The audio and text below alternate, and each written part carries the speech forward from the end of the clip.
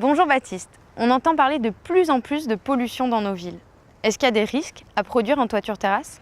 Ce qu'il faut voir, c'est qu'il y a 3 sources de pollution potentielles, l'eau, l'air et le sol.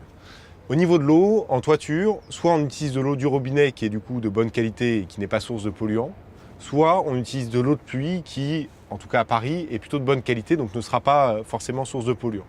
On va dire que l'eau est une source plutôt mineure de pollution et un enjeu mineur.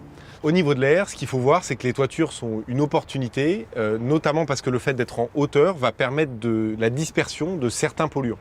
Et ça, c'est quelque chose qui commence à être relativement bien montré par certaines études scientifiques. Donc nous, ce qu'on a vu sur nos résultats, c'est que le dépôt atmosphérique était peu significatif et qu'on ne constatait pas d'impact, notamment du fait que les cultures restent sur un temps relativement court.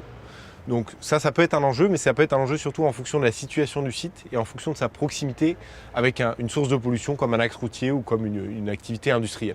Au niveau du sol, ce qu'il faut voir, c'est que c'est un enjeu important en ville, notamment pour des raisons historiques, parce que beaucoup de sols en place ont été pollués du fait d'activités industrielles ou autres, et donc sont aujourd'hui à des taux de pollution relativement importants.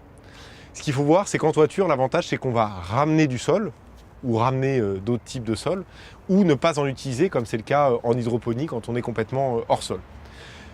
Même quand on ramène du sol sur les toitures, comme c'est le cas ici, on connaît ce qu'on ramène et donc on peut maîtriser cet enjeu et avoir un sol qui soit relativement peu pollué au début.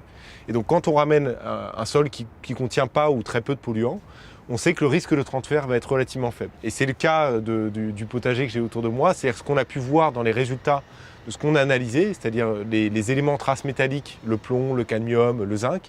On a vu qu'on avait des teneurs extrêmement faibles et qui étaient inférieures aux normes pour 99% des productions et qui étaient même équivalentes en termes de concentration à ce qu'on peut retrouver dans l'alimentation courante.